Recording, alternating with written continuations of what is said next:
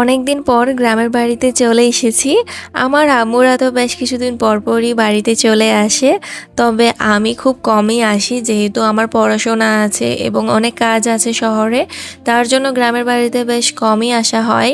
তো আজ যেহেতু আমরা অনেক দিন ছুটি পেয়ে গিয়েছি আমার আব্বুর, সেহেতু চলে এসেছি।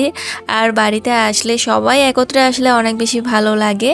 তো যখনই সবাই একত্রিত হই আমরা তখনই চলে আসি বাড়িতে। এসেই তো দেখতে পাচ্ছ এখানে ফার্নিচারগুলো একদম কাপড় দিয়ে ঢেকে রাখা হয়েছে আর প্রত্যেকটা রুমের অনেক এলোমেলো অবস্থায় আছে। তবে সমস্যা নেই। আমাদের বাসার পাশে একটা দাদি আছে, ওনাকে ডেকে আনা হয়েছিল এবং প্রথমে তিনি ঘরটা খুব ভালো করে পরিষ্কার করে নিচ্ছেন, ঝাড়ু দিয়ে নিবেন, তারপর ঘরটা মুছে নিবেন। আর এবার অন্যবারের তুলনায় বাসা একদমই পরিষ্কার ছিল।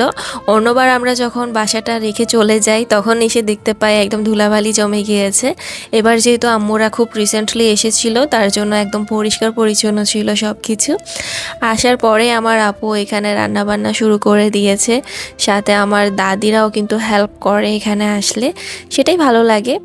যাই হোক, আমি আর ওয়াফিহা তো ছাদে এসে বসেছিলাম, বেশ কিছুক্ষণ রোদ লাগিয়েছি। তারপর বাড়িতে আসলে কিন্তু জম্পেশ খাওয়া দাওয়া হয়, কিছুক্ষণ পরপরই এটা সেটা নাস্তা বানানো হয় আর মজার মজার শাকসবজি রান্না করা হয়।